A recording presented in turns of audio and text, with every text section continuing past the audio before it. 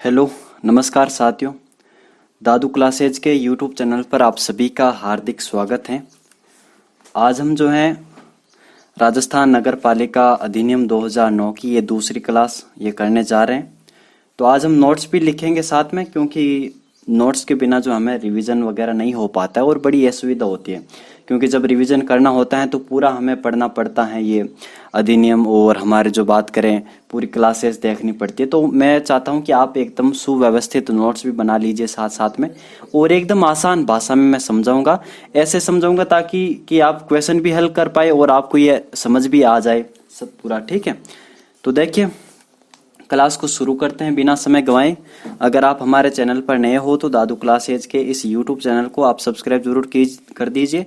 हम 30 दिनों में इस अधिनियम को हम पूरा कंप्लीट कर देंगे। हो सकता है कि 30 दिनों के अंदर अंदर जो हम इसको कंप्लीट करने में पूरी कोशिश करेंगे। ठीक है मित्रों, देखिए तो शुरुआत करते हैं आज की क्लास की। तो जहां तक हमने कल पढ़ा था उसको हम पूरा लिख लेते हैं पहले, और उसके बाद से हम जो है क्लास को कंटिन्यू करेंगे। तो आप हेडिंग डाल लीजिए, राजस्थान नगर पालिका अधिनियम 2009। एक अच्छी सी नोटबुक बना लीजिए और हेडिंग डाल लीजिए ऊपर, राजस्थान नगर पालिका अधिनियम 2009। ये जो है कंप्लीट नोटबुक आप इस अधिनियम के लिए रखना, क्योंकि ये हो सकता है कि ये पूरी एक तरीके से वो भर जाए। तो लिखिए राजस्थान नगर पालिका अधिनियम 2009, डाली हेडिंग। तो नीचे लिखिए प्रकाशित। ये अधिनियम जो है ये प्रकाशित कब हुआ था, ये लिखिए 11 सितंबर 2009। प्रकाशित लिख के आगे लिख लीजिए 11 सितंबर 2009। ठीक है, और नीचे लिखिए संपूर्ण राजस्थान में 15 सितंबर 2009 को लागू हुआ। अगर आपको पूछ लिया जाए कि संपूर्ण राजस्थान में कब लागू हुआ, तो 15 सितंबर 2009 में लागू हुआ। ठीक है, नीचे लिखिए इस अधिनियम में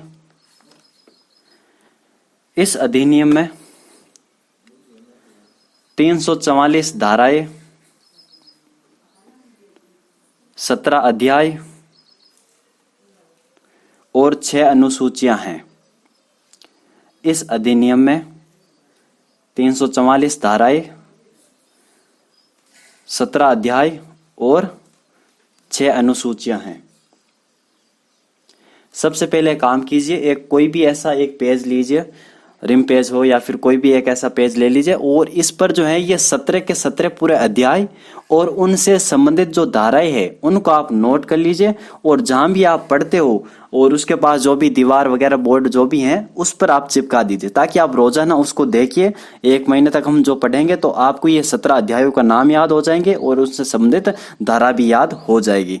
तो ये जो है आपके पास 4-5 मिनट का समय, आप ये संपूर्ण लिख लीजिए। ठीक है, अध्याय का नाम लिखिए ऊपर, पहले अध्याय संख्या, अध्याय का नाम और संबंधित धाराएं।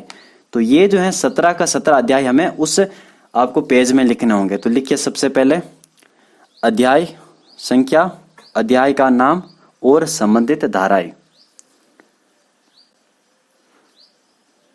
एकदम स्केल से आप बना लीजिए लाइनें, एकदम सुव्यवस्थित तरीके से लिखिए ताकि आसानी से याद हो जाए आपको, क्योंकि जब अच्छा लिखा हुआ होता है तो ये आसानी से याद होता है।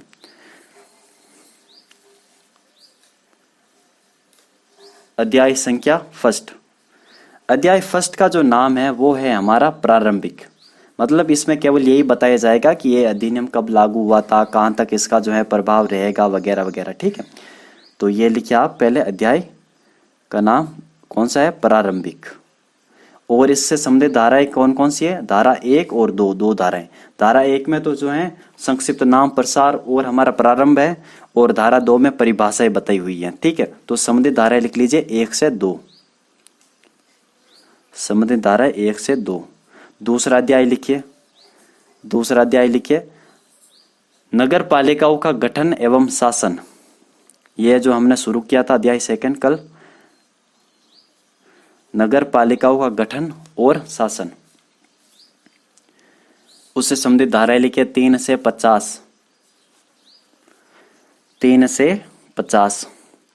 अध्याय तीसरा लिखिए कार्य संचालन और वार्ड समितियां, यानी इस अध्याय में कार्य संचालन और वार्ड समितियों के बारे में बताया गया है, जिनसे संबंधित धाराएं हैं 51 से 66। और अगर एग्जाम में क्वेश्चन ये आ जाए कि कार्य संचालन वार्ड समितियों के बारे में किस अध्याय में उल्लेख हुआ है, तो आपको ऑप्शन होंगे अध्याय 2, 3, 5, 6, 7 जो भी है, तो अध्याय 3 उसका सही आंसर होगा। तो कार्य संचालन और वार्ड समितियां 51 से 66, 51 से 66। नीचे लिखिए अध्याय 4 नगर पालिक संपत्ति, जो भी नगर पालिका में एसेट्स वगैरह होती हैं उसके बारे में बताया गया है। तो नगर पालिक संपत्ति लिखिए 67 से 75,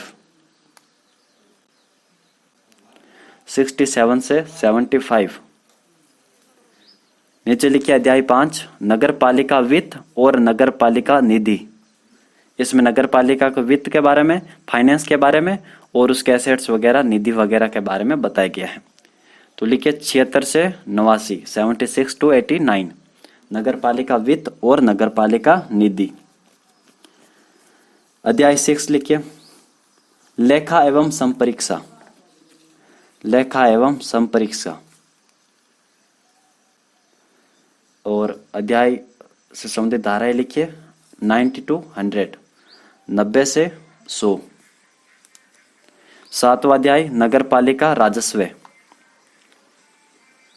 नगर पालिका राजस्व।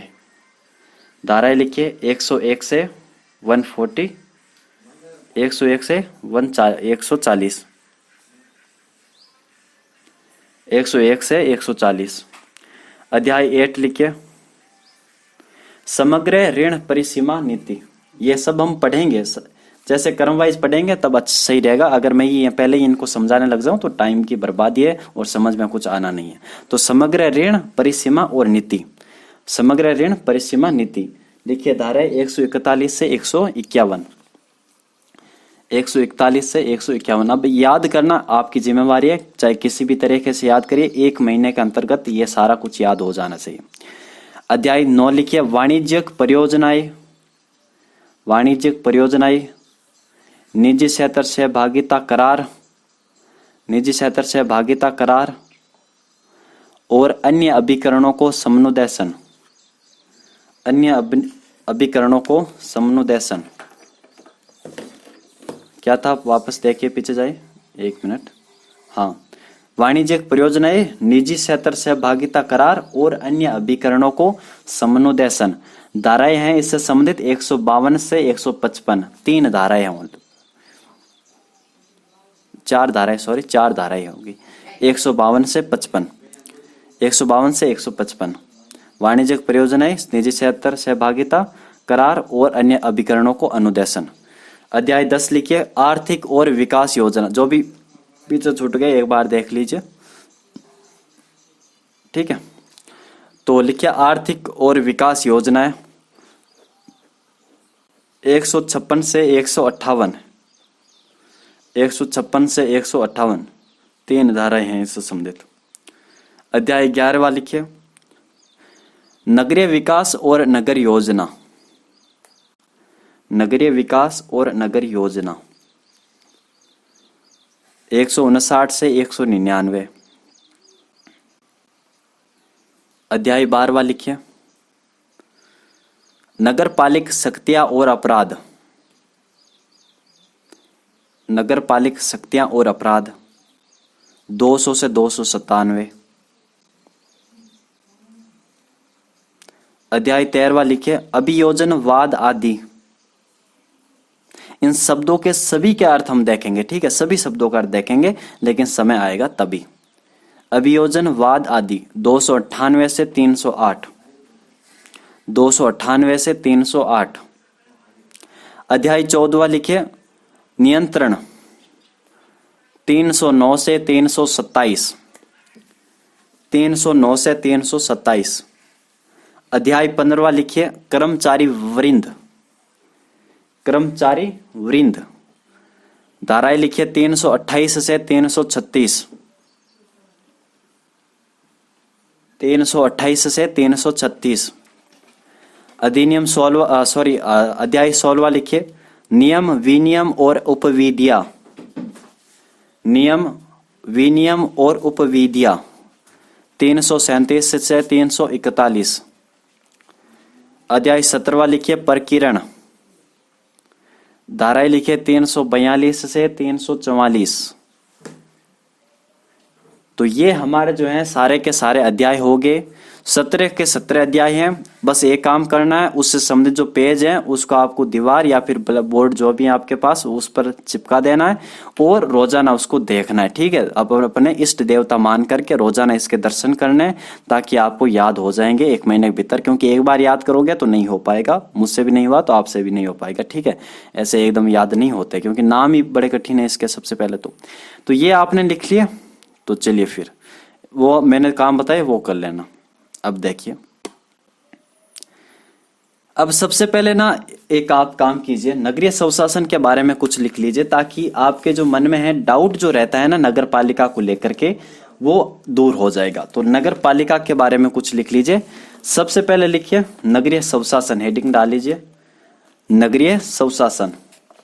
मैं यहाँ पर आपको नहीं लिखा पाता अगर पॉसिबल होता, क्योंकि मेरे पास पेन टैब नहीं है। मैं आपको टच पैड से ही पढ़ा रहा हूँ, ठीक है, लैपटॉप से। तो ये सुविधा के लिए मैं खेद जाऊँगा, ये सुविधा के लिए खेद है। लेकिन देखो आपको लिखना होगा। अगर पेन टैब हो पाएगा 2-3-4 दिन में तो हम उससे देखेंगे, अदरवाइज हम ऐसे ही आपको लिखना होगा। ठीक है, तो लिखिए नगरीय स्वशासन के बारे में।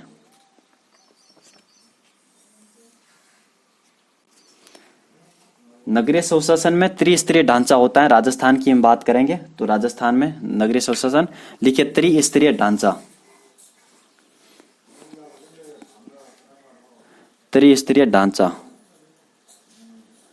एक आप ऐसा सा त्रिभुज ट्रायंगुलर बना लीजिए और इसमें आप खंड बना लीजिए 1, 2 और 3 खंड। नीचे वाले में लिखिए आप नगर पालिका बोर्ड। नगर पालिका बोर्ड इसमें आप लिखिए, क्योंकि निचले स्तर पर जो हमारा होती है नगर पालिका उसको हम कहते हैं नगर पालिका बोर्ड। और कल मैंने बता दिया ना, नगर पालिका तीनों के लिए उपयोग होता है। नगर पालिका बोर्ड, नगर परिषद और नगर निगम, इन तीनों को सम्मिलित रूप से हम कहते हैं नगर पालिक या नगर पालिका। तो लिखिए निचले स्तर में नगर पालिका बोर्ड, नगर पालिका बोर्ड लिख लिया। और उसके सामने लिख लीजिए जनसंख्या होगी 20,000 से 1 लाख तक। कितनी होगी जनसंख्या? 20,000 से 1 लाख तक। ठीक है, जनसंख्या 20,000 से 1 लाख तक। इसका अध्यक्ष कौन होगा? तो हम उसका अध्यक्ष को हम क्या कहेंगे? अध्यक्ष ही कहेंगे। उसका अध्यक्ष होगा, अध्यक्ष होगा। और उपाध्यक्ष ही कहलाएगा। और वार्ड जो सदस्य होते हैं उसको हम क्या कहेंगे? पार्षद ही कहेंगे। ठीक है, तो उसको हम क्या कहेंगे? पार्षद ही कहेंगे। अगला लिखिए आप दूसरे नंबर यहां पर लिखिए नगर परिषद। नगर परिषद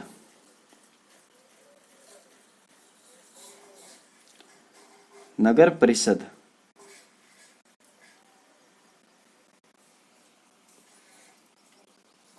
लिख लिया। इसके आगे लिख लीजिए जनसंख्या 1 लाख से अधिक व 5 लाख से कम, 5 लाख तक होगी। ठीक है, 1 लाख से 5 लाख तक, 1 लाख से 5 लाख तक। और इसका अध्यक्ष कौन होगा? तो सभापति होगा और उपाध्यक्ष उपसभापति। लिख लीजिए अध्यक्ष सभापति और उपाध्यक्ष उपसभापति। तो इसकी जनसंख्या कितनी थी? 20,000 से कितनी थी? 20,000 से 1 लाख तक।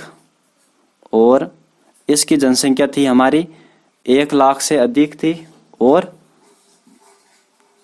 5 लाख तक। और इसके अध्यक्ष को हम क्या कहते हैं?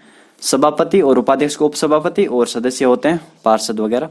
और इस ऊपर वाले में लिख लीजिए नगर निगम। और नगर निगम के आगे लिखिए 5 लाख से अधिक, 5 लाख से अधिक जनसंख्या। ठीक है, 5 लाख से अधिक जनसंख्या। 5 लाख से अधिक, 5 लाख प्लस कर लीजिए। और इसमें जो है अध्यक्ष कौन होगा, तो महापौर होगा, और उपाध्यक्ष उप महापौर, और यहाँ पर भी सदस्य पार्षद वगैरह कहलाएंगे। तो ये लिखने की कोई जरूरत नहीं है। तो आपने ये जो है नगरीय स्वशासन देख लिया। अब नगर पालिका क्या होती है ये भी देख लिया, ठीक है।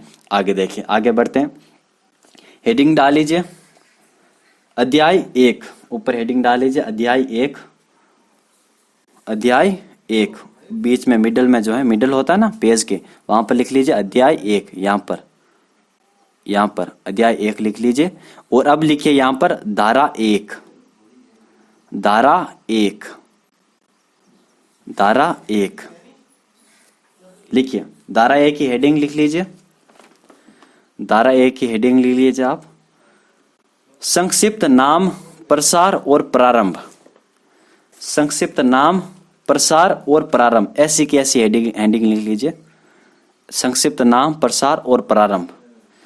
तो इसके आप नीचे देखो, कोई भी आप हेडिंग लिखते हो तो ऐसे यहाँ पर इसके नीचे आपको लाइन खींच देनी है, और फिर इसके नीचे से आपको ऐसे लाइन खींचनी है, और नीचे जो मैं पॉइंट बोल रहा हूँ वो आपको इस प्रकार लिखने हैं। अब यहाँ पर इसके आगे आप लिख लीजिए नाम, मतलब इस अधिनियम का नाम क्या है, तो इस अधिनियम का नाम है राजस्थान नगर पालिका अधिनियम 2009। लिखिए राजस्थान नगर पालिका अधिनियम 2009, राजस्थान नगर पालिका अधिनियम 2009। तो ये आप ऐसा लिख लीजिए। और इसके नीचे लिखिए प्रसार, इसके नीचे आप लिखिए प्रसार, और प्रसार के आगे आप लिखिए छावनी क्षेत्रों को छोड़कर संपूर्ण राजस्थान में, छावनी क्षेत्रों को छोड़कर संपूर्ण राजस्थान में। नोट्स को व्यवस्थित बनाना सीखिए, ठीक है ना। हमेशा अगर आप गंदे नोट्स बनाएंगे तो ना तो आपको आसानी से याद होंगे, उनमें से आपको चीजें जो इंपॉर्टेंट चीजें होगी वो ढूंढने में काफी कसमकस हो लगेगी।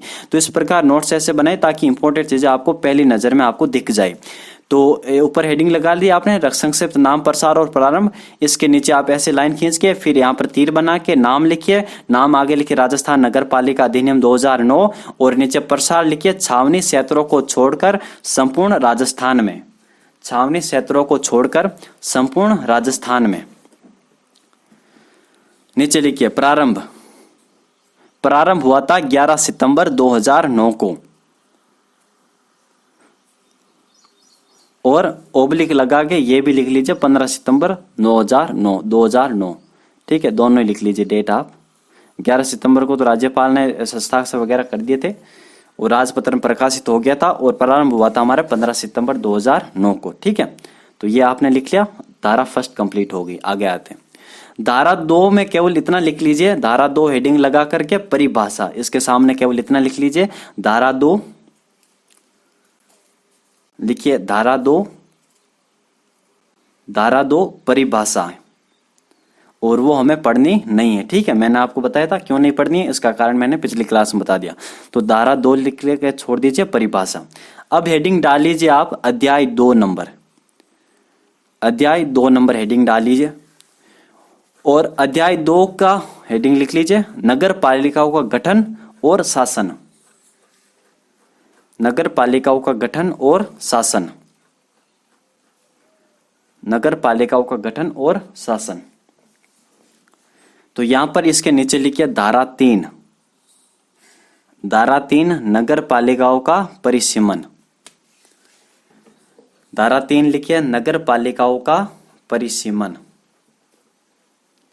नगर पालिकाओं का परिसीमन। अब इसके नीचे 1 नंबर सब हेडिंग लगा दीजिए, 1 सब हेडिंग लगा दीजिए। लिखिए राज्य सरकार के द्वारा, राज्य सरकार के द्वारा किसी भी स्थानीय क्षेत्र को, राज्य सरकार के द्वारा किसी भी स्थानीय क्षेत्र को, किसी भी स्थानीय क्षेत्र को जो किसी नगर पालिका की, जो किसी नगर पालिका की सीमाओं के भीतर नहीं है, नगर पालिका की सीमाओं के भीतर नहीं है, उसको या उस क्षेत्र को नगर पालिका घोषित कर सकेगी। उस क्षेत्र को नगर पालिका घोषित कर सकेगी तथा वहां पर सदस्यों का निर्वाचन सदस्यों का निर्वाचन 6 माह के भीतर करवाना होगा। और वैसे भी ये भी बात है कि भाई जब कोई मान लीजिए कोई नगर पालिका है और नगर पालिका का कार्यकाल है 5 वर्ष और कोई नगर पालिका जो है पहले से ही विघटित हो जाती है, ठीक है, 2-3 साल पहले ही विघटित हो जाती है, तो उस विघटित हुई नगर पालिका को, उस नगर पालिका जो विघटित हो जाती है तो फिर नई नगर पालिका का चुनाव भी 6 महीने के भीतर ही होगा, 6 महीने के भीतर ही होगा। और जो नई नगर पालिका बनेगी वो शेष समय के लिए होगी, यानी जो पुराने वाली नगर पालिका ने जितना समय छोड़ा था उस समय के लिए वो निर्वाचित होगी। जैसा कि पंचायती राज में है, अगर ग्राम सेवक का एग्जाम दिया तो पंचायती राज पढ़ा होगा, तो उसमें आपने देखा होगा कि गांव में जो है, अगर गांव में कोई जो है विघटित हो जाती है ग्राम सभा वगैरह, ग्राम पंचायत में सरपंच वगैरह, तो उनका जो निर्वाचन है हमें 6 महीने के भीतर करवाना पड़ता है। और वो जो सरपंच होता है वो शेष, जो पुराने वाले सरपंच का शेष समय होता है उस समय के लिए वो निर्वाचित रहता है। तो ये आप जानते हैं, ठीक है। तो सदस्यों का निर्वाचन हमें 6 महीने के भीतर करना होता है। तो ये आपने लिखा कि भाई किसी स्थानीय क्षेत्र को जो नगरपालिका सीमाओं के भीतर नहीं है तो उसको नगरपालिका घोषित कर सकते हैं और वहां पर जो है 6 महीनों के भीतर सदस्यों का निर्वाचन कराना होगा। अब लिखिए दूसरा पॉइंट, या तीर लगा लीजिए, आप तीर लगाइए, एक लिख दिया था, एक के आगे भी तीर लगा लीजिए और उसके नीचे आप तीर लगा के लिखिए एरो, एरो का निशान, तीर का मतलब एरो, ठीक है, ये लगा करके ऐसा। आप पहले है ना चिन्ह बनाना सीख ले, अच्छे अच्छे चिन्ह जो होते हैं ना, जैसे एक हाथ का चिन्ह होता है, ऐसे जो चिन्ह होते हैं, ये स्टार का बना लीजिए, चिन्हों के माध्यम से आप उनको सब हेडिंग वगैरह लगा सकते हो। तो लिखिए, किसी भी स्थानीय क्षेत्र को राज्य सरकार, दूसरा पॉइंट है, तीर लगा के लिखिए, किसी भी स्थानीय क्षेत्र को, ठीक है मैं थोड़ा सा धीमे बोलता हूं, किसी भी स्थानीय क्षेत्र को किसी नगर पालिका में, यानी जो पहले से बनी हुई है, उसको नया नगर पालिका घोषित नहीं कर रहे हैं, पहले से बनी हुई है, तो किसी भी नगर पालिका में सम्मिलित कर सकते हैं या फिर कर सकेंगे,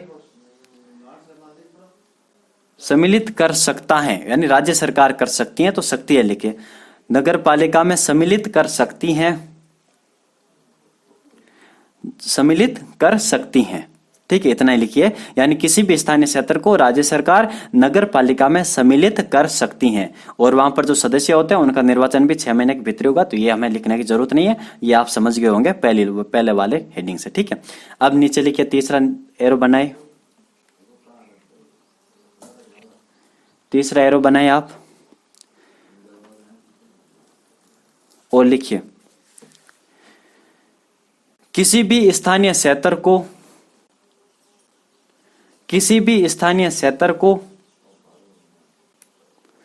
किसी नगर पालिका से,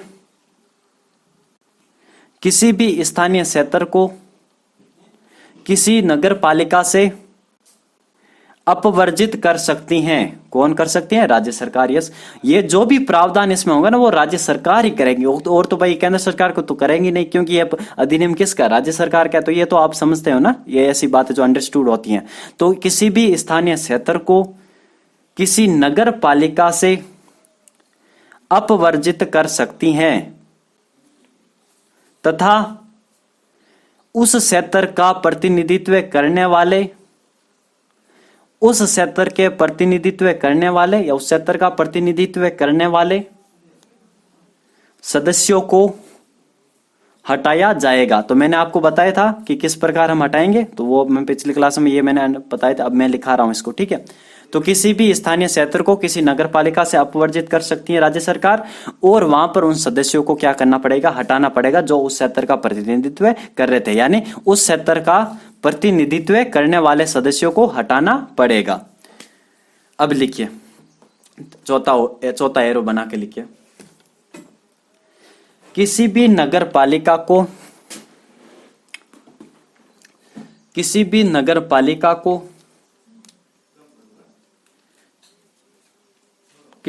नगर पालिका में,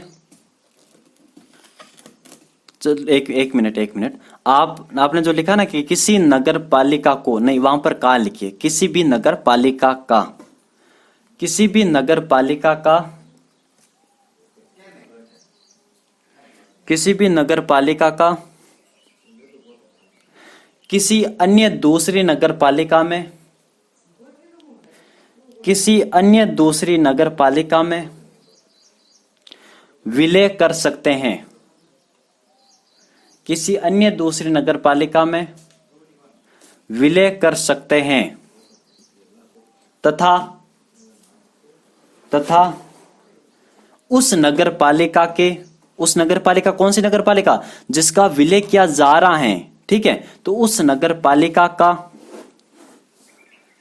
उस नगर पालिका का या के नगर, उस नगर पालिका के सदस्य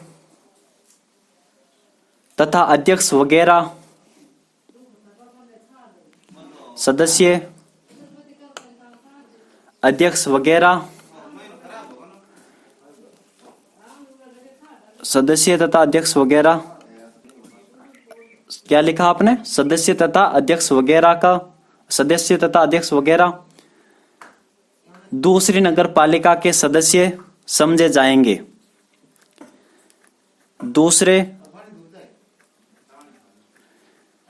दूसरे नगर पालिका में सदस्य समझे जाएंगे, यानी जिसमें मिलाया जा रहे हैं। तो क्या लिखा आपने लिखा कि किसी नगर पालिका का किसी अन्य दूसरी नगर पालिका में विलय कर सकते हैं तथा उस नगर पालिका के सदस्य अध्यक्ष वगैरह उस दूसरी नगर पालिका के सदस्य समझे जाएंगे।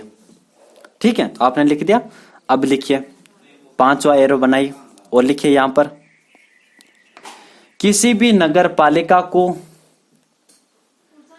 किसी भी नगर पालिका को, किसी भी नगर पालिका को दो या किसी भी नगर पालिका को दो या अधिक भागों में विभक्त कर सकते हैं। विभक्त मतलब बांट देना या बांट सकते हैं, विभक्त कर सकते हैं। किसी भी नगर पालिका को दो या अधिक भागों में विभक्त कर सकते हैं। थोड़ा सा फास्ट लिखिए, राइटिंग भले ही मत जमे, फास्ट लिखिए आप। दो या अधिक भागों में विभक्त कर सकते हैं या उस नगर पालिका में से कोई एक अन्य नगर पालिका बना सकते हैं। यानी या तो दो या अधिक भागों में बांट सकते हैं उसको। यानी ये देखिए कि ऐसे कोई नगर पालिका है, जैसे कि ये मान लीजिए कोई नगर पालिका है बड़ी सी। अब उस नगर पालिका को मैंने दो भागों में बांट दिया। टी नगर पालिका है मान लीजिए, और मैंने उसको एम और एन नगर पालिका में बांट दिया, तो फिर ये टी नगर पालिका का अस्तित्व खत्म हो जाएगा। और ये भी हो सकता है कि उस टी नगर पालिका में से, टी नगर पालिका से में से एम नाम की जो नगर पालिका है वो मैं अलग बना दूं, या एन नाम की नगर पालिका बना दूं अलग से। ठीक है, तो ऐसा भी मैं कर सकता हूं। यानी पुरानी नगर पालिका का मैं अस्तित्व भी खत्म कर सकता हूं और मैं उस नगर पालिका को रह करके कोई अन्य दूसरी नगर पालिका बना सकता हूं। तो दोनों काम कर सकता हूं ना। तो आपने क्या लिखा कि किसी भी नगर पालिका को दो या अधिक भागों में विभक्त कर सकते हैं। किसी भी नगर पालिका को दो या अधिक भागों में विभक्त कर सकते हैं या किसी नगर पालिका में से कोई अन्य नगर पालिका बना सकते हैं, तो फिर वहां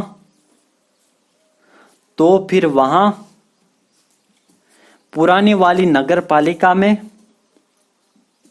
पुरानी वाली नगर पालिका में तो फिर वहां पुरानी वाली नगर पालिका में उस नई नगर पालिका जो बनी है, ठीक है ना, जो उस नई नगर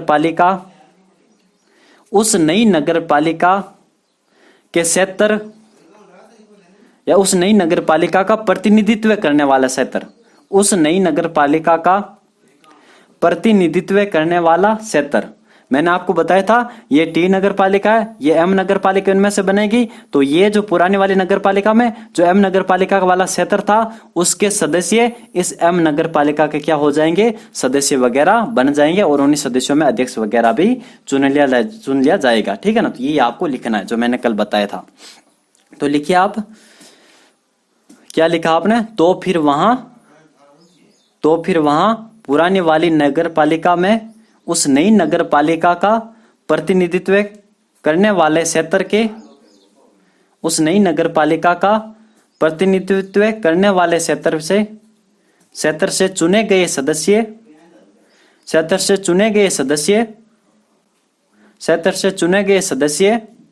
एम नगर पालिका के सदस्य बन जाएंगे, एम नगर पालिका के सदस्य बन जाएंगे,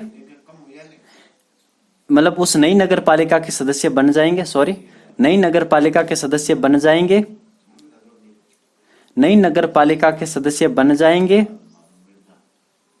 और उन्हीं में से, यानी उन सदस्यों में से ही, उन्हीं में से ही अध्यक्ष वगैरह चुन लिया जाएगा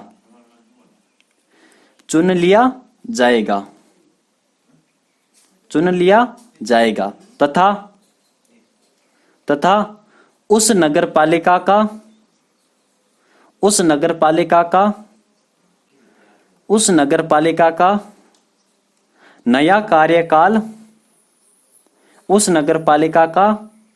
नया कार्यकाल पुरानी नगर पालिका के बचे हुए नगर पालिका के समान होगा। पुरानी नगर पालिका के बचे हुए कार्यकाल के समान होगा। तो मैंने आपको क्या लिखाया, वापस मैं बोलता हूं पूरा, देखो आप अगर छूट गया तो कहीं वापस लिख लीजिए। मैंने बताया कि किसी भी नगर पालिका को 2 या अधिक भागों में विभक्त कर सकते हैं या फिर किसी नगर पालिका में से एक नगर पालिका बना सकते हैं और पुराने वाले नगर पालिका में उस नई नगर पालिका का प्रतिनिधित्व करने वाले क्षेत्र से चुने गए सदस्य नई नगर पालिका के सदस्य हो जाएंगे और उन्हीं में से अध्यक्ष चुन लिया जाएगा तथा जो नई नगर पालिका है उसका कार्यकाल जो पुराने वाली नगर पालिका थी उसके बचे हुए कार्यकाल के समान होगा। मतलब पुरानी नगर पालिका का कार्यकाल समाप्त होते ही वहां चुनाव होगा, तो उसी प्रकार नई नगर पालिका का भी चुनाव होगा और वो दोनों बैलेंस में आ जाएगी। समझ में आ गया। तो नगर पालिकाओं के परिसीमन से संबंधित फर्स्ट हमारी धारा उपधारा कंप्लीट हो गई। मजा आ रहा कि नहीं आ रहा, और याद भी हो रहा। मुझे पता है आपके दिमाग में कहीं ना कहीं ये चीजें सेट हो रही हैं।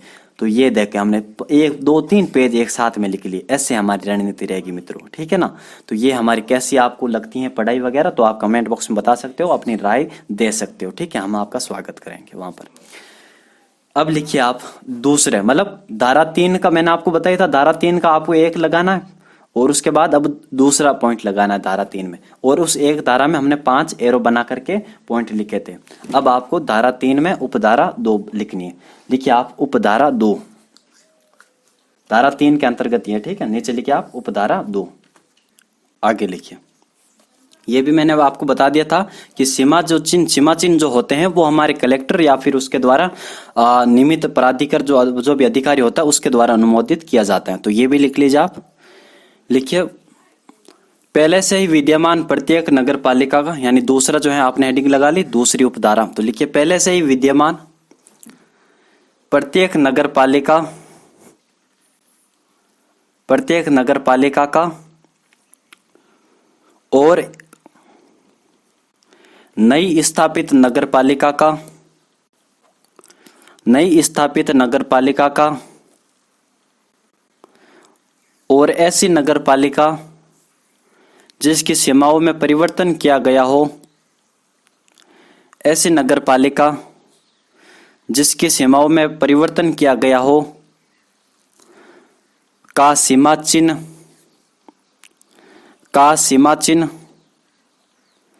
कलेक्टर या इस कार्य हेतु निमित्त प्राधिकृत, या इस निमित्त प्राधिकृत, कार्य और दोनों सेम ही हो गया। इस निमित्त प्राधिकृत किसी अधिकारी के द्वारा अनुमोदित किया जाता है, अनुमोदित किया जाता है। सीमा चिन्ह जो भी उसका कार्य एक तरीके से कार्य करने का क्षेत्र वगैरह होगा, ठीक है, वही होगा। तो ये आपने केवल इतना याद रखना है कि जो कलेक्टर द्वारा ये काम किया जाता है सीमा चिन्ह का, ठीक है। अगर ये एग्जाम में नहीं पूछेंगे ऐसा, लेकिन फिर भी आपको ध्यान में रखना है। तो लिख लिया आपने कि पहले से स्थापित प्रत्येक नगरपालिका का, या फिर ऐसी जो नगरपालिका नहीं स्थापित की जाती है, या फिर ऐसी प्रत्येक नगरपालिका जिसकी सीमाओं में परिवर्तन किया जाता है, उनका सीमा जो चिन्ह होता है वो कलेक्टर के द्वारा, वो या फिर वो नहीं है तो उसके द्वारा कोई अधिकारी वो उसके द्वारा अनुमोदित किया जाता है। अब देखिए यहाँ पर, अब मैंने आपको धारा उपधारा दो तक पढ़ाया था आपको, धारा मतलब धारा 3 में उपधारा 2 तक हमने पिछली क्लास में क्या की थी, चर्चा की थी। अब यहाँ पर बात हम आगे बढ़ाते हैं और उपधारा 3 की हम बात करते हैं। उपधारा कुछ नहीं है, ये केवल ये कह रही हैं कि भाई जब भी हम कोई नगर पालिका वगैरह अस्तित्वहीन हो जाती है, या फिर कोई नई नगर पालिका बनती है वगैरह वगैरह, जो भी चेंजेस आते हैं, जो हमने देखा धारा उपधारा में, जो हम फर्स्ट उपधारा में हमने जो 5 एरो बना करके लिखे, जो भी यहाँ पर परिवर्तन होगा, तो जब ये परिवर्तन होता है तो उसके तहत जो भी नगर पालिका के अधिकार वगैरह होते हैं, उसकी जो भी संपत्ति होती है, उसकी निधि यानी एसेट्स जो भी होता है, उसका कार्यभार प्रभार जो भी होता है, उसमें भी चेंजेस आता है, यानी उसके दायित्वों के में भी जाता है। तो इसी के बारे में जो है उपधारा 3 में ये बताया गया है। इसमें ये बताया, पहले तो मेरे साथ आप इसको पढ़ लीजिए ताकि आपको कानूनी लैंग्वेज भी पता हो, और उसके बाद जो हमें याद रखना होगा वो हम रखेंगे कि जब कोई स्थानीय क्षेत्र नगर पालिका न रहे, यानी जब कोई भी स्थानीय क्षेत्र नगर पालिका नहीं रहे, यानी उस पर पहले नगर पालिका थी, अब वो उसको नगर पालिका से अपवर्जित कर दिया गया है, तब उसमें स्थापित नगर पालिका क्या हो जाएगी, अस्तित्वहीन हो जाएगी। और नगर पालिक निधि यानी उसका जो भी एसेट्स हैं, संपत्ति धन वगैरह, उसका अतिशेष यानी उसका बचा हुआ अंश, तथा ऐसी नगर पालिका में निहित अन्य संपत्ति और अधिकार, समस्त प्रभार और उन्हें प्रभावित करने वाले दायित्वों के अधीन यानी उसके अंदर रहते हुए राज्य सरकार में निहित हो जाएंगे। सीधी सी बात है कि किसी भी स्थानीय कोई भी नगर पालिका है, मान लीजिए कोई भी नगर पालिका A to Z नगर पालिका है, उसको अब हम क्या कर रहे हैं, उसको नगर पालिका से अपवर्जित कर रहे हैं, उस नगर पालिका को हम हटा रहे हैं। तो उस नगर पालिका में जो भी अधिकार हैं, उस नगर पालिका में जो भी संपत्ति हैं, उस नगर पालिका के जो भी दायित्व हैं, जो भी प्रभार हैं, वो सीधे के सीधे राज्य सरकार में चले जाएंगे। भाई उसको राज्य सरकार ने बनाया है, तो जब वो खत्म होगी तो उसके सारे अधिकार भी किस में जाएंगे, उसके अधिकार भी सारे जाएंगे हमारे राज्य सरकार में। तो सीधी सी बात ये है, ठीक है। 1 मिनट मैं यहाँ पर कुछ देख लेता हूँ, ये रिकॉर्ड हो रहा है नहीं हो रहा, हाँ ठीक है, ठीक है। तो इसको भी आप लिख लीजिए और साथ में पहले ये भी देख लीजिए उपधारा 4। उपधारा 4 ये कहती हैं कि भाई मान लीजिए राज्य सरकार नहीं लेती है अपने अधिकार में, और इसके लिए कोई प्राधिकारी जो भी अधिकारी वगैरह होता है, स्थानीय अधिकारी, उसकी अधिकारिता में कोई सम्मिलित कर दिया जाता है। तो ये भी इसमें जो है ये भी बताया गया। इस उपधारा 4 में ये लिखा हुआ है कि भाई कोई स्थानीय क्षेत्र अगर नगर पालिका नहीं रहे और उसे किसी अन्य स्थानीय प्राधिकारी की अधिकारिता की स्थानीय सीमाओं में सम्मिलित कर लिया जाए, यानी राज्य सरकार अपने अंदर नहीं लेकर के कोई वहां पर जो स्थानीय अधिकारी हैं उस पर जो है दायित्व सौंप दिए जाते हैं, तो इसके बारे में उपधारा 4 में बताया गया है। तब उस नगर पालिका में निहित नगर पालिक निधि, अन्य संपत्ति अधिकार प्रभार जो भी है वो स्थानीय अधिकारी में निहित हो जाएंगे, ठीक है। तो ये दोनों बात आप एक साथ लिख लीजिए, आप लिखिए पॉइंट बना करके, जो भी है ऐसा पॉइंट बना लीजिए, कुछ भी बना लीजिए, स्टार बना लीजिए, कुछ भी बना लीजिए, लिखिए आप। जब कोई स्थानीय क्षेत्र नगर पालिका न रहे, तब उसमें स्थापित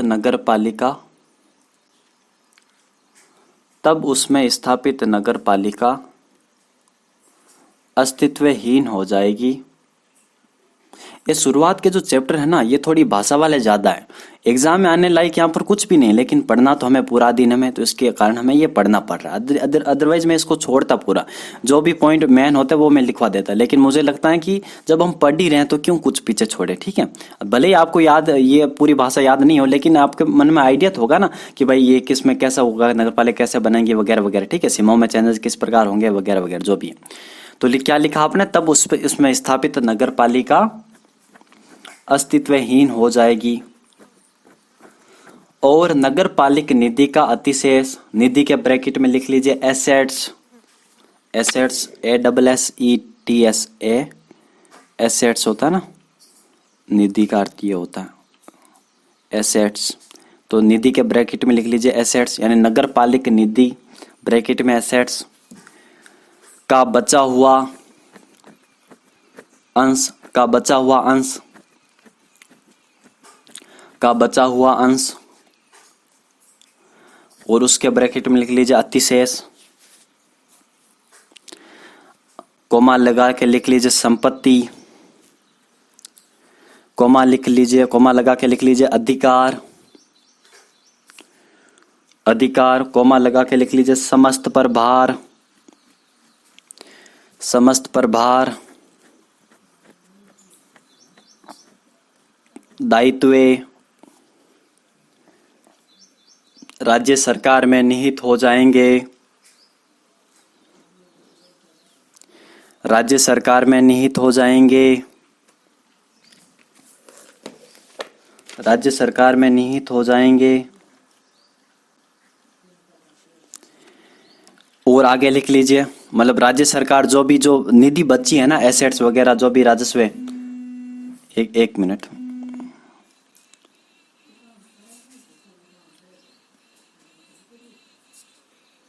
आप लिखिए। हाँ, मैं क्या कह रहा था, हाँ, कि जो भी निधि बची हुई है ना, जो भी एसेट संपत्ति या फिर जो पैसा वगैरह बचा है राजस्व का, तो उस पैसे का उपयोग सरकार तो खुद तो लेगी नहीं कि भाई उस क्षेत्र से हमने नगर पालिका हटाई, तो अब हम उस क्षेत्र में जो भी पैसे जो राजस्व का आए थे वो हम पैसों का उस क्षेत्र में यूज कर लेंगे, जो भी वहां पर जो है परिसंपत्ति वगैरह का निर्माण कर लेंगे। ठीक है, तो राज्य सरकार क्या करेगी, जो भी राजस्व वहां से आया हुआ था नगर पालिका से, जो अब बच गया है, जो नगर पालिका पूरा यूज नहीं कर पाई थी, तो उस पैसे को भी जो है राज्य सरकार वो उस क्षेत्र में विकास के लिए लगा देगी। तो सीधी सी बात ये है, इसको भी आप साथ में लिख लीजिए। आपने लिख लिया कि दायित्व राज्य सरकार में निहित हो जाएंगे और उनके आगम, आगम के ब्रैकेट में लिख लीजिए राजस्व, आगम का अर्थ होता है राजस्व, ऐसे वर्ड आपको पता होने चाहिए। आगम, आगम के ब्रैकेट में लिख लीजिए राजस्व, राजस्व समझते हो ना, राजस्व, राजस्व अधिकारी बनने जा रहे हो तो राजस्व लिख लीजिए आप, रेवेन्यू, राजस्व, आगम का अर्थ ये भी होता है आप आगम अधिकारी भी बनने जा रहे हो। तो आगम, राजस्व, यदि कोई हो, यदि कोई हो तो राज्य सरकार, तो राज्य सरकार उस स्थानीय क्षेत्र के, उस स्थानीय क्षेत्र के फायदे के लिए व्यय करेगी, फायदे के लिए व्यय करेगी, व्यय करेगी। ठीक है, यानी कोई भी स्थानीय क्षेत्र नगर पालिका नहीं रहती है तब उसमें स्थापित नगर पालिका अस्तित्वहीन हो जाएगी और नगर पालिका जो है निधि, जो भी संपत्ति, अधिकार, प्रभार जो भी है वो राज्य सरकार में चले जाएंगे और वहां पर जो है आगम जो भी है बचा हुआ यानी राजस्व वगैरह, तो उसका उपयोग राज्य सरकार उस क्षेत्र के लिए करेगी यूज। ठीक है, और ये भी लिख लीजिए साथ में, तथा, तथा या फिर अन्य पॉइंट बनाकर लिख लीजिए, पॉइंट बना लीजिए और लिखिए आप, यदि कोई नगर, कोई क्षेत्र, यदि कोई क्षेत्र स्थानीय, यदि कोई स्थानीय क्षेत्र, ऐसा लिख लीजिए, यदि कोई स्थानीय क्षेत्र नगर पालिका नहीं रहे, नगर पालिका नहीं रहे, नगर पालिका नहीं रहे,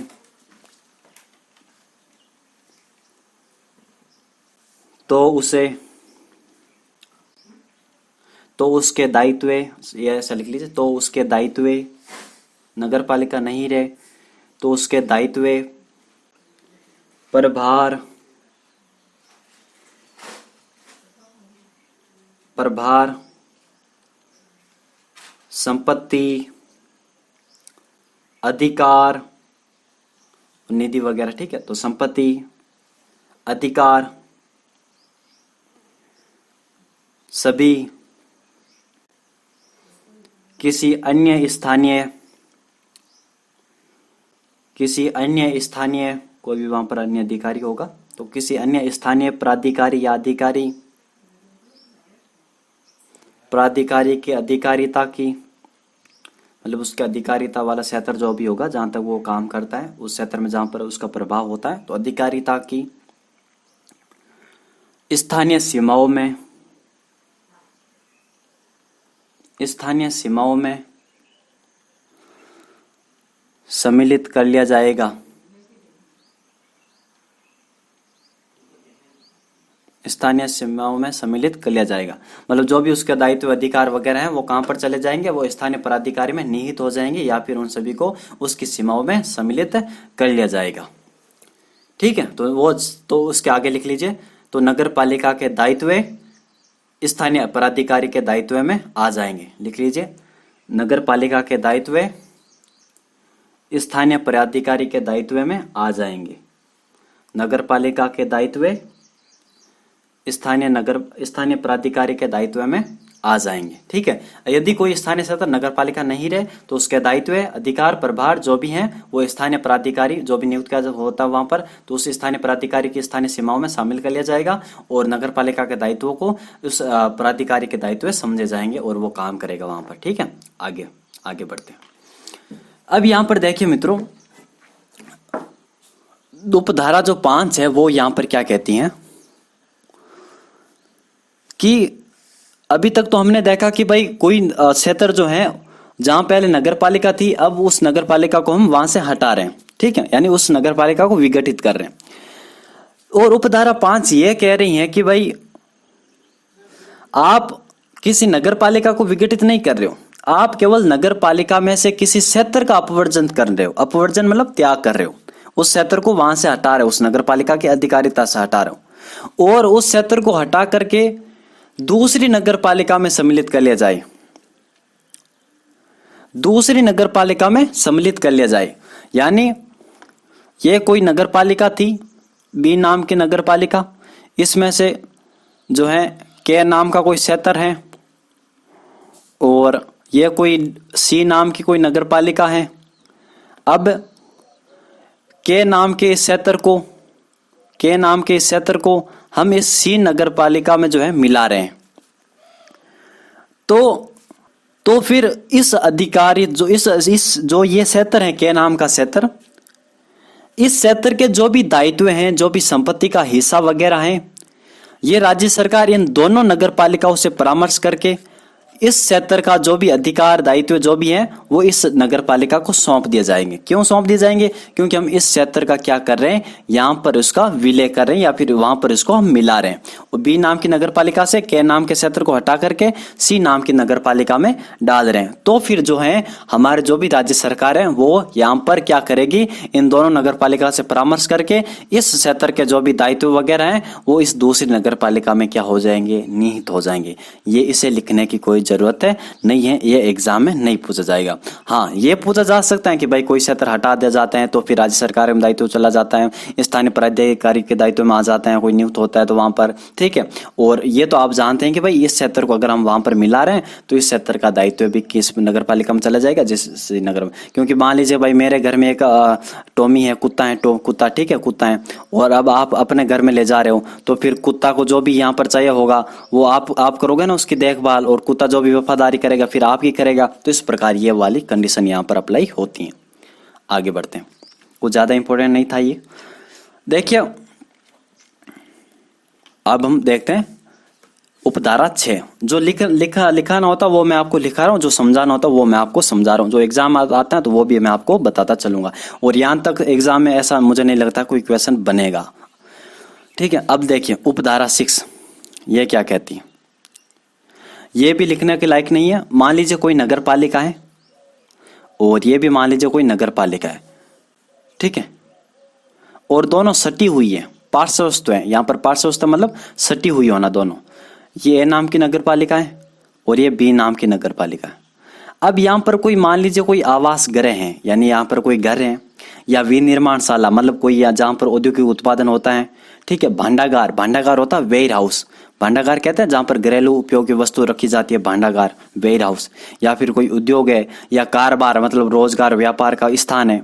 तो अगर ये दोनों सीमाओं में आ रहे हैं, मतलब कोई मध्यस्थ पर है, तो फिर राज्य सरकार यहाँ पर जो है मीडिएटर की भूमिका निभाएगी और अपने हिसाब से जो भी उसको अच्छा लगेगा, या तो इस बी नगर पालिका मिला ले जाएगी क्षेत्र को, या फिर ए नगर पालिका में इसको शामिल कर लिया जाएगा। दोनों के मध्य विवाद की स्थिति नहीं रखेगा। तो यहाँ पर भी मीडिएटर कौन आएगा? राज्य सरकार।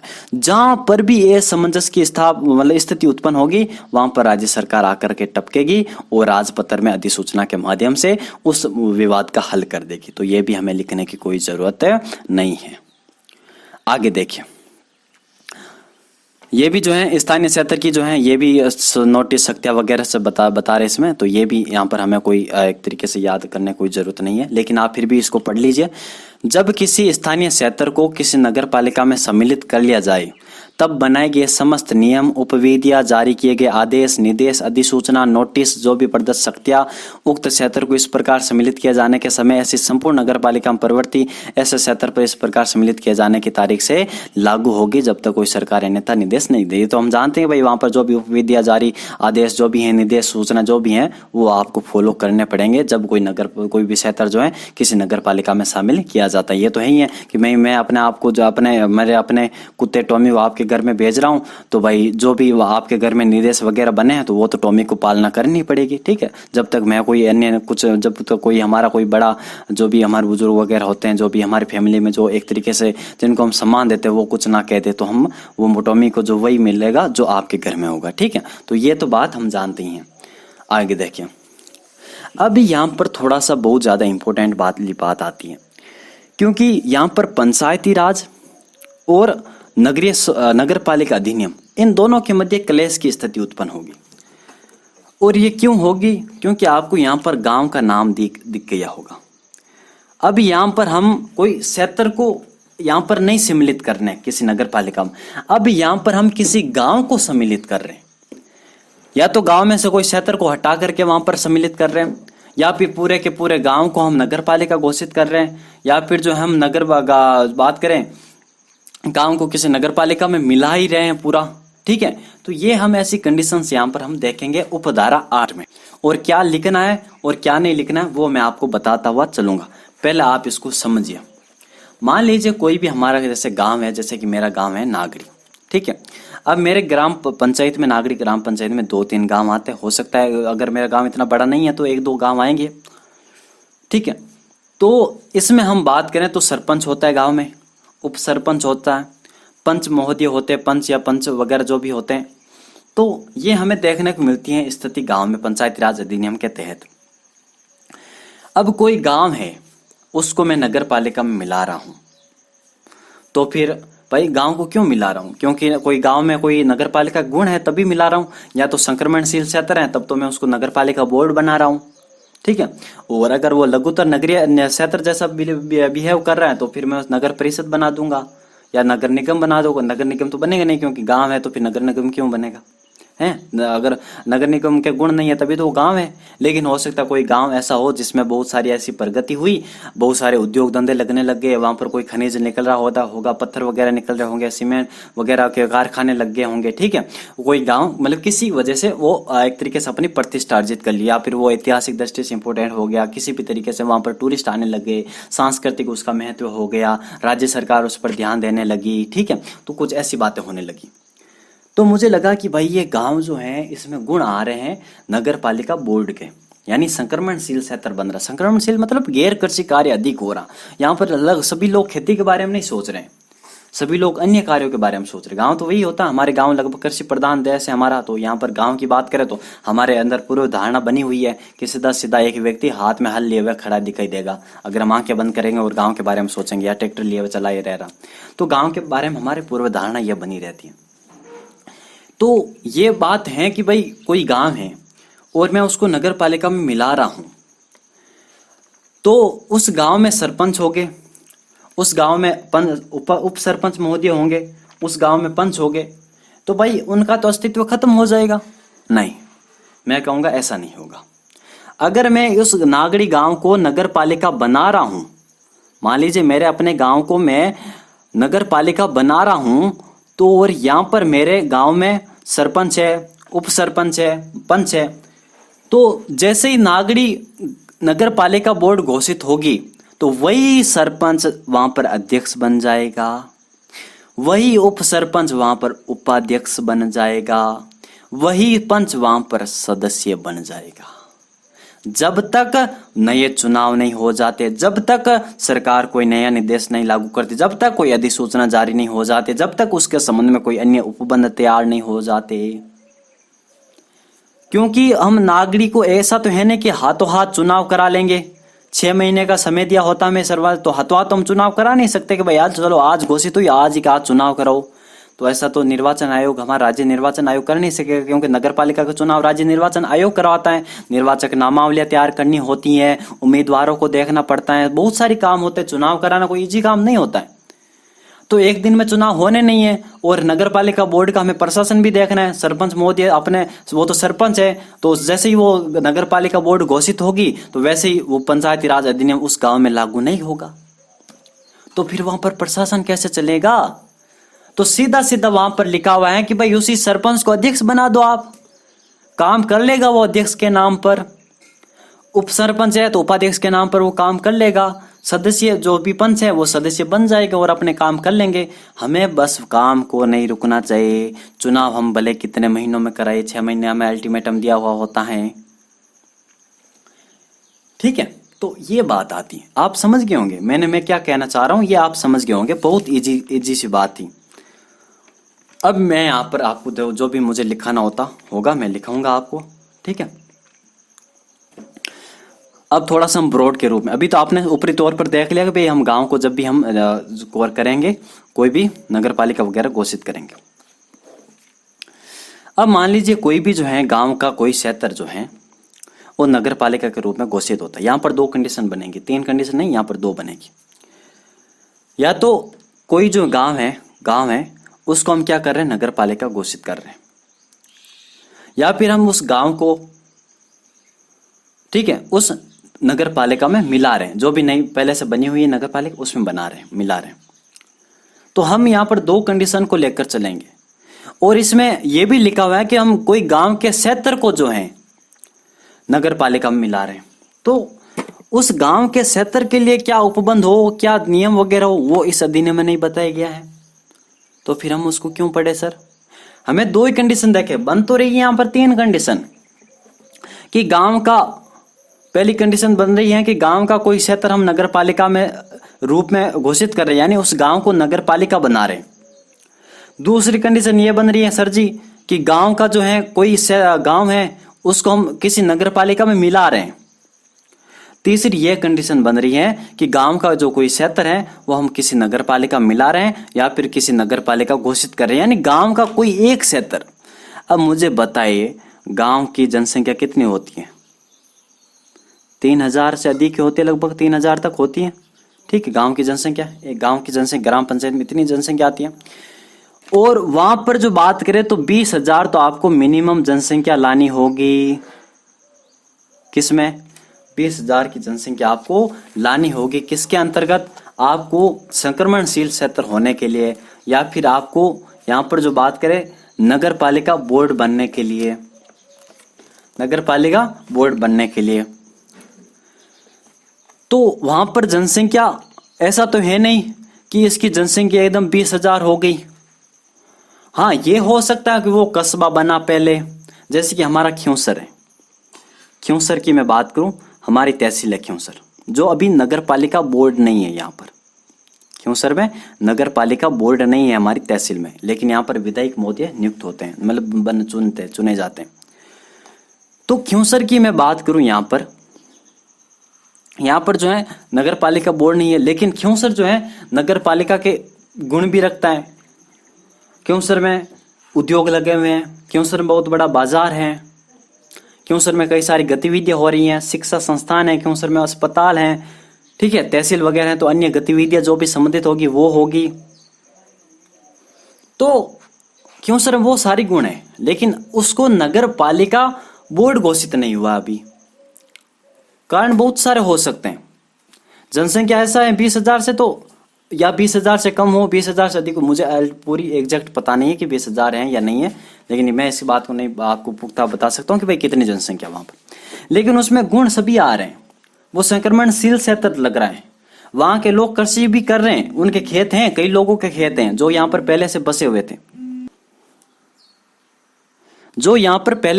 थे, उनके खेत भी हैं। भाई कोई नया गया हो तो उसने केवल प्लॉट खरीदा, लेकिन पहले लोग रहे थे, उनके खेत हैं, खेती का काम कर रहे हैं। लेकिन सभी तो लोग नहीं कर रहे हैं ना काम वहां पर, उसी को हम संक्रमणशील क्षेत्र कहते हैं। तो अब खियूंसर को मैं अगर मान लीजिए नगर पालिका बोर्ड घोषित करता हूं, नगर पालिका घोषित कर देता हूं, और खियूंसर में अभी भी सरपंच चुना जाता है, उप सरपंच है खियूंसर में। खियूंसर की बात करूं तो खियूंसर में अभी भी जो है हमारे पंच महोदय हैं वहां पर, तो वो खियूंसर कस्बा लग रहा है। तो इस खियूंसर का जो भी सरपंच है, वो खियूंसर अगर नगर पालिका बन रही है तो फिर वो उसका अध्यक्ष हो गया, उसका उपाध्यक्ष बन जाएगा, उप सरपंच, और उसके सदस्य बन जाएगा। तो कंडीशन यहाँ पर 3 बन रही है, या तो मैं खियूंसर को क्या करूं, किसी नगर पालिका घोषित कर दूं, या फिर जो है खियूंसर की बात करूं, खियूंसर को किसी अन्य नगर पालिका मिला दूं, या फिर खियूंसर कोई क्षेत्र काट करके कि नगर पालिका घोषित कर दूं, या फिर नगर पालिका बोर्ड बन मतलब उसको अन्य नगर पालिका मिला दूं। लेकिन यहाँ पर हमें 2 कंडीशन याद रखनी होगी कि या तो मैं खियूंसर को नगर पालिका मिला सकता हूँ, या फिर मैं खियूंसर को नगर पालिका घोषित कर सकता हूँ, और इसी के संबंध में हमें प्रावधान मिलेंगे। ठीक है, चलो सर जी हमने खियूंसर को नगर पालिका घोषित कर दिया, और वो खियूंसर को किसी नगर पालिका मिला दिया। आगे क्या, आगे देखिए आगे क्या होता है। आगे ये होता है, तो वो अब जो है खियूंसर गांव नहीं रहेगा, वहां पर अब से सरपंच नहीं चुने जाएंगे। दूसरी बात, अब वहां पर पंचायती राज अधिनियम लागू नहीं होगा। तीसरी बात कि नगर पालिका वहां पर अपनी अधिकारिता प्रयोग करेगी और पंचायत वहां पर काम करना बंद कर देगी। भाई सरपंच ही नहीं है तो पंचायत क्या काम करेगी, तो पंचायत काम करना बंद कर देगी और अपनी अधिकारिता प्रयोग नगर पालिका करेगी। तीन कंडीशन हो गई। चौथी ये कि उस क्षेत्र में जो भी प्रतिनिधित्व कर रहे सरपंच को जो भी अगर उसको नगर पालिका घोषित किया जा रहा है तो हम नई नगर पालिका का अध्यक्ष वगैरह बना देंगे उन सरपंच महोदय को। लेकिन अगर उस खियूंसर को किसी अन्य नगर पालिका में मिला रहे हैं तो फिर सरपंच, उप सरपंच और हमारे पंच महोदय वो वहां पर अध्यक्ष नहीं बनेंगे। क्यों नहीं बनेंगे? क्योंकि ऑलरेडी उस नगर पालिका में वहां पर चुना हुआ है। तो फिर ये सरपंच, उप सरपंच, पंच महोदय वहां पर जाकर के अतिरिक्त सदस्य बन जाएंगे। समझ में आ गया? 2 कंडीशन बताई, खियूंसर को नगर पालिका घोषित कर सकते हैं या फिर खियूंसर को किसी अन्य नगर पालिका मिला सकते हैं। अगर मैं खियूंसर को किसी नगर पालिका अगर घोषित करता हूं तो फिर खियूंसर का सरपंच, उप सरपंच, पंच वहां पर अध्यक्ष, उपाध्यक्ष और बात करें सदस्य बन जाएंगे पंच। लेकिन अगर मैं खियूंसर को किसी अन्य नगर पालिका मिला रहा हूं जो पहले से बनी हुई है तो फिर खियूंसर का सरपंच, उप सरपंच और पंच महोदय वहां पर जाकर के अतिरिक्त सदस्य बनेंगे। सदस्य भी नहीं, अतिरिक्त सदस्य बनेंगे। गौर कर लीजिए मेरी बात पर, यहां पर क्वेश्चन बन सकता है। ठीक है। पांचवी बात यह है कि पंचायत में जो भी आस्तियां होती हैं, आस्तियां मतलब एसेट्स होती हैं, आस्तियां भी एसेट्स होती हैं, आस्तियां भी एसेट्स होती है, संपत्तियां वगैरह, निधि वगैरह। ठीक है। तो आस्तियां और संपूर्ण दायित्व है, अगर वो नगर पालिका घोषित होता है खियूंसर तो फिर वो उस नगर पालिका के हो जाएंगे। अगर मैं खियूंसर को किसी अन्य नगर पालिका मिला रहा हूं तो उसके दायित्व उस नगर पालिका में न्यागत हो जाएंगे। यहां पर एक बहुत अच्छा वर्ड आएगा आपके आगे जिसका नाम होगा न्यागत।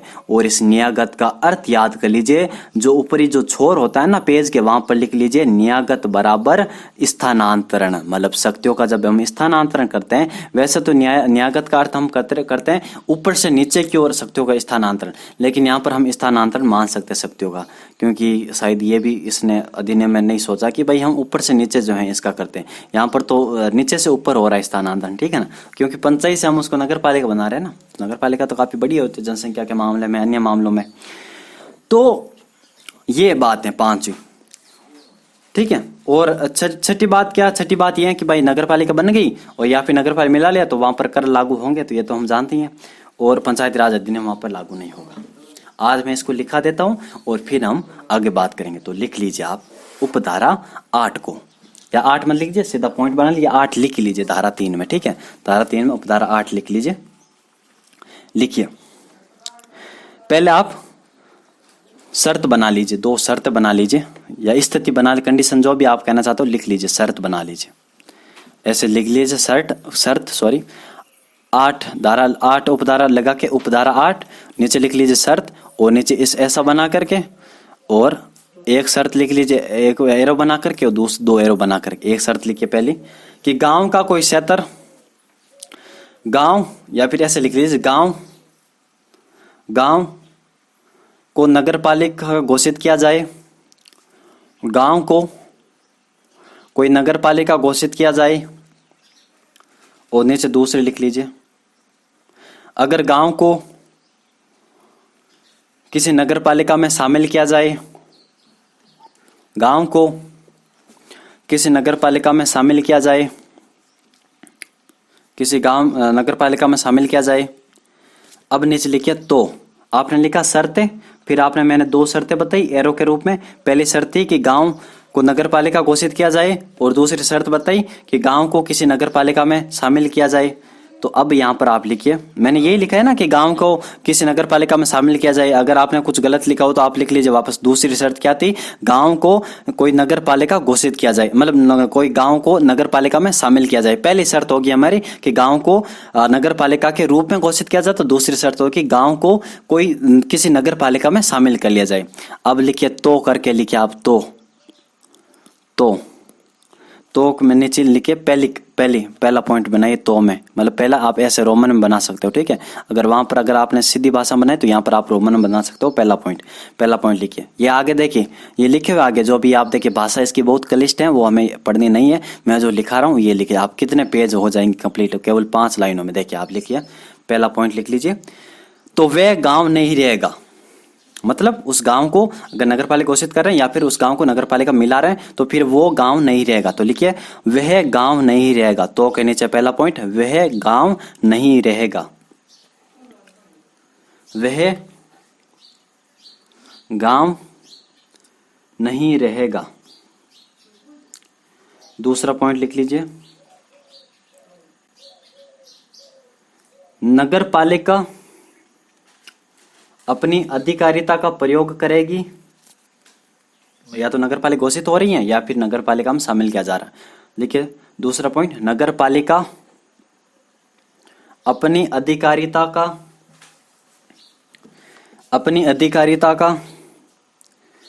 प्रयोग करेगी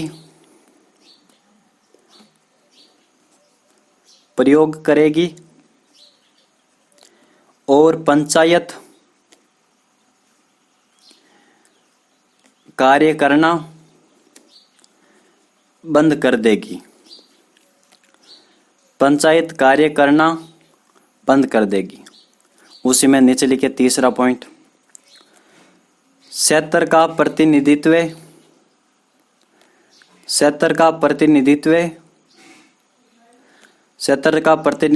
करने वाले। आपने ऐसा लिखा, तीसरा पॉइंट लिखा आपने। 1 मिनट में इसको पूरा इरेज करता हूं और यहां पर कुछ मैं इंपॉर्टेंट बात बता रहा हूं आपको। यहां पर आपने ऐसा लिखा तीसरा पॉइंट कि क्षेत्र का प्रतिनिधित्व, तीसरा पॉइंट था, ठीक है। ये ऐसा तीसरा पॉइंट आपने लिखा। अब इस तीसरा पॉइंट इसके नीचे आप ऐसे हेडिंग लाइन बना दीजिए, तीसरे पॉइंट के नीचे, यानी क्षेत्र का प्रतिनिधित्व करने वाले, और इसके नीचे आपको 2 और कंडीशन लिखनी होगी। लिखिए पहली कंडीशन आप ऐसे लिखिए, अगर पेन होता ना मैं आपको लिख के बता देता, लेकिन अब मैं 2-3 दिनों में शॉर्टेज दूर कर दूंगा। अगर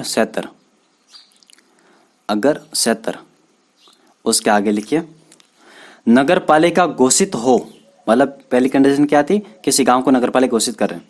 अगर क्षेत्र नगर पालिका घोषित हो तो उस गांव के सरपंच, उप सरपंच और पंच, तो उस गांव के सरपंच, उप सरपंच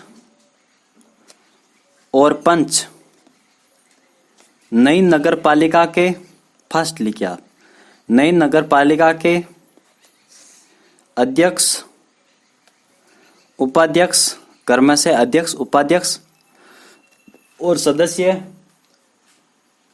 बन जाएंगे। अध्यक्ष, उपाध्यक्ष और सदस्य बन जाएंगे, जो भी सरपंच वगैरह। नीचे दूसरी कंडीशन, अगर क्षेत्र के नीचे लिखिए, वापस दूसरा कंडीशन लिखिए, अगर क्षेत्र नगर पालिका में शामिल किया जाता है, क्षेत्र या फिर गांव, समझ गए होंगे आप। अगर क्षेत्र नगर पालिका में शामिल किया जाता है तो सरपंच, उप सरपंच और पंच, तीन ही होता है ना, सरपंच, उप सरपंच और पंच, उस नगर पालिका के अतिरिक्त सदस्य बन जाएंगे।